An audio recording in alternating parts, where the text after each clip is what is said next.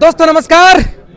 इस वक्त मैं संतों की पावन धरती बहराना धाम पर मौजूद हूं और बहराना धाम और ढूंढाड़ की इस धरती से कल एक नई हुंकार भरी जा रही है और यह हुंकार राष्ट्रीय लोकतांत्रिक पार्टी के सानिध्य में नागौर के सांसद आरएलपी सुप्रीमो हनुमान बेनीवाल के सानिध्य में चल रही है और यह धरती उसका सानिध्य बन रही है। संतों के साथ जो अन्याय किया जा रहा है यह उसका फलीभूत तो बनेगी, लेकिन उसके सबसे बड़ा कारण बनने जा रहा है भाजपा और कांग्रेस जो इस मुद्दे से नदारद होती हुई नजर आ रही है।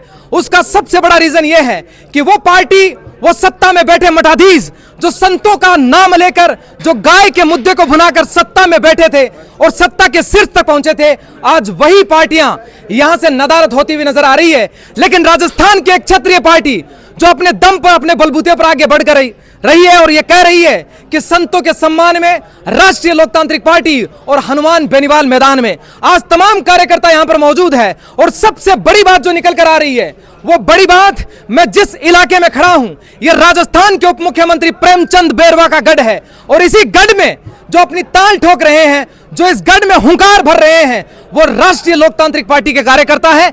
मजबूत योद्धाओं के रूप में यहां पर गिने जा रहे हैं। लोग ये कह रहे हैं कि इस बार न्याय योद्धा इस धरती पर पहुंच चुके हैं। संत जो पिछले कुछ दिनों से कठोर तपस्या कर रहे हैं, अग्नि तप कर रहे हैं, भीषण गर्मी का प्रकोप है, प्रचंड सूर्य प्रकोप आग अपनी तरफ से भी गुल रहा है, लेकिन उस अगलते सूर्य की भाप को धुएं में तब्दील कर रहे हैं। यहाँ संतों की धरती वो यहाँ पर बैठे हैं। कल यह मजमा लगेगा। आप देखिए पूर्व संध्या की तैयारियां हैं, मंच सज चुका है, यहां से गर्दा उड़ना अब सिर्फ बाकी है। अब देखना होगा। हालांकि हनुमान बेनीवाल ने कहा है थोड़ा सा जोर करते ही राजस्थान के चीफ मिनिस्टर अपने घुटने पर आ जाएंगे, लेकिन यह वक्त तय करेगा, क्योंकि युद्ध नहीं जिनके जीवन में वो भी बड़े अभागे होंगे। या तो रण को छोड़ा होगा या फिर प्रण को तोड़ा होगा। लेकिन जब मैं इनके कार्यकर्ताओं से मिल रहा हूं, कह रहे हैं कि सर जिस रण में हम कूदे हैं उस रण को हमने फतेह किया है। हमारे साथ मजबूत स्तंभ के तौर पर राष्ट्रीय लोकतांत्रिक पार्टी से पूर्व के आरएस अधिकारी श्रीमान प्रभाती लाल जी जाट हमारे साथ मौजूद हैं। सर, क्या कुछ कल इस धरती से घटित होने वाला है? कल यहाँ बहराना की धरती से बहुत बड़ा इतिहास लिखा जाएगा और वो इतिहास ये होगा कि यहाँ जो हमारे साधु संत महात्मा हैं उनकी बहुत बड़ी फतेह होगी और वो हनुमान जी बेनीवाल के नेतृत्व में होगी। ये सबसे बड़ी गौरव की बात है। जो हमारे न्याय योद्धा है राजस्थान के अंदर, उन्होंने न्याय योद्धा की उपाधि ऐसी प्राप्त नहीं की। उन्होंने सैकड़ों जगह जिनके साथ अन्याय हुआ है वहाँ जाकर के जब तक न्याय नहीं मिला है, वो चाहे किसी भी जाति का हो, किसी भी वर्ग का हो, तब तक वहाँ से उठ के नहीं आए और वहाँ से न्याय की फतेह करके ही वहाँ से उठ के आए। और कल हमारे न्याय योद्धा यहाँ साधु महात्माओं के साथ आ रहे हैं और ये जो यहाँ के आप देख रहे हो पूरे जंगल का विनाश कर दिया, जीव जंतुओं को बिल्कुल मौत के घाट उतार दिया, उसको वापस पुनर्स्थापित करने के लिए साधु मंतब जो महात्मा है, हमारे साधु संत है, उनका मान और सम्मान रखने के लिए हमारे न्याय योद्धा यहाँ आ रहे हैं और कल उसके अंदर फतेह करके जाएंगे, सरकार को घुटनों के बल चलाएंगे। सर, एक बड़ा प्रश्न है सर, कह रहे हैं कि ये जो धरा है, ये इलाका है, राजस्थान के उप मुख्यमंत्री है, उसके बावजूद वो संतों को न्याय नहीं दिला पा रहे हैं और उसके लिए भी हनुमान बेनीवाल जो सत्ता में नहीं, इस वक्त सिर्फ सांसद है, राजस्थान से कोई लेना देना नहीं है, बावजूद उसके यहाँ पर आ रहे हैं, लेकिन प्रेमचंद बैरवा जी नहीं कर पा रहे हैं। यहाँ प्रेमचंद जी बैरवा की, मुख्यमंत्री जी की, प्रधानमंत्री जी की बात नहीं है। ये सभी धर्म के नाम पे,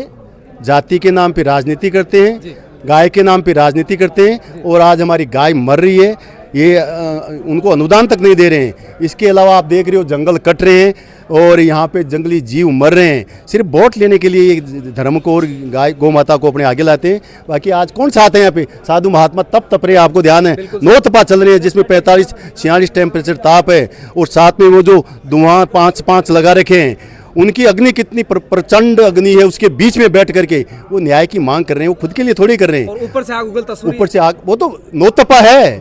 इसके बावजूद सरकार की आंख नहीं खुल रही, कोई यहाँ बात करने नहीं आया अब तक। कल हमारे योद्धा, न्याय योद्धा हनुमान जी बेनीवाल यहाँ आ रहे हैं, वो न्याय दिला के उठेंगे और आप देखना सरकार को घुटनों के बल टिकना पड़ेगा।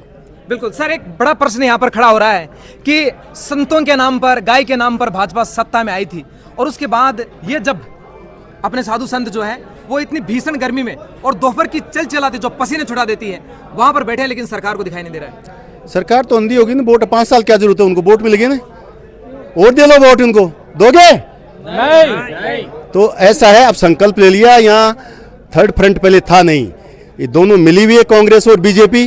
कभी कांग्रेस 5 साल बीजेपी, दोनों के पापों को धोती रही है। लेकिन अब थर्ड फ्रंट के रूप में राजस्थान के अंदर हनुमान जी बेनीवाल के नेतृत्व में राष्ट्रीय लोकतांत्रिक पार्टी इतनी तेजी से उभर गई है, और ये देख रहे हो राजस्थान के सारे युवा हनुमान जी बेनीवाल के लिए जान देने को तैयार है। इसलिए अब की बार आपको 2000 ये अभी देखना 26 में ही दिसंबर के अंदर पंचायत राज चुनाव में आपको पता लगेगा कि राष्ट्रीय लोकतांत्रिक पार्टी के कितने प्रधान बन गए और कितने जिला प्रमुख बन गए। सुपड़ा साफ कर देंगे दोनों का, सुपड़ा साफ। सर, क्या ये जो संतों का साथ इस वक्त मिल रहा है, ये 28 का द्वार खोलने की तैयारी है? अरे ये संतों का आशीर्वाद ही तो होगा। जो हनुमान जी का जो द्वार खोल रहे हैं ना, ये संतों के आशीर्वाद से ही खुलेगा, क्योंकि संतों को उन्होंने तो धोखा दिया है, हमेशा धोखा दिया है, और संत तप रहे हैं, देख रहे हो आप। बिल्कुल बिल्कुल। तो संतों के आशीर्वाद से हनुमान जी अब की बार 2028 में राजस्थान के मुख्यमंत्री बनेंगे और जनता के साथ न्याय करेंगे। बिल्कुल। महाराज श्री हमारे साथ मौजूद है। महाराज श्री, सबसे बड़ा प्रश्न आपसे ही करेंगे हम, क्योंकि हर बार ये प्रश्न उठता है कि भाजपा सिर्फ अगर सत्ता में है तो संतों की वजह से है, लेकिन आज जो हो रहा है वो अच्छा नहीं हो रहा है। दादूराम सत्यराम, मैं स्वामी भागीरथ दास। सत्ता आने के बाद में लोगों को एक सत्ता का मद आ जाता है, बीजेपी को वो मद आ चुका है।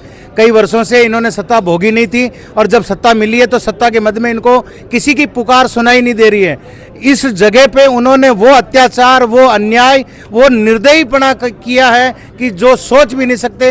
रावण कुंभकर्ण ने जो काम नहीं किया वो यहाँ पर बीजेपी सरकार ने किया है। इतने जीव जंतुओं की हत्या हुई है, इतना प्रकृति का विनाश हुआ है, और इतना ही हमारे यहाँ जो ध्यान, योग और साधना की जगह थी उसको उजाड़ करके नष्ट करने का काम भाजपा सरकार ने, इस उप मुख्यमंत्री प्रेमचंद जी बैरवा ने करवाया है। बिल्कुल, निश्चित तौर पर सरकार और प्रधानमंत्री जी ये कहते हैं कि एक पेड़ माँ के नाम अभियान, लेकिन यहाँ तो लाखों करोड़ों पेड़ों को जमींदोज कर दिया, ऊपर मिट्टी डाल दी ताकि किसी को पता न चले, और लंपट कर दिया सारा काम।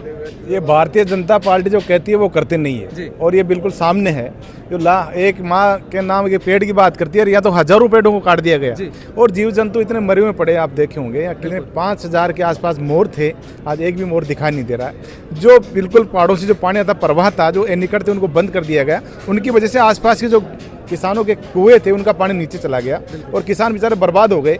तो ये लोग तो सिर्फ, और यहाँ रिकॉर्ड आने का और कोई कारण नहीं है। यहाँ आसपास में राजनेता और जो प्रशासनिक अधिकारी बड़े बड़े, यहाँ पे जो डिप्टी सीएम, यहाँ के जो प्रतिनिधि है, उनकी भी सैकड़ों बीघा जमीन है। बाबूलाल नागर जी की जमीन है, अजमेर से सांसद है भागीरथ जी चौधरी, उनकी जमीन है, और जो IAS है, कई IASों की जमीनें यहाँ है। तो अपनी जमीन की वैल्यू बढ़ाने के लिए ये नाली नकलों खत्म करके और यहाँ रिको का डेवलप कर रहे हैं। वो उनको जनता से को मतलब नहीं, अपनी खुद की जमीन की वैल्यू कैसे बढ़े, और उन्होंने साधु संत की कोई परवाह नहीं करी। आज भारतीय जनता पार्टी जिस प्रकार से साधु संतों की बात करती है, गाय की बात करती है, और आप देखिए कि साधु संत कितने परेशान हैं।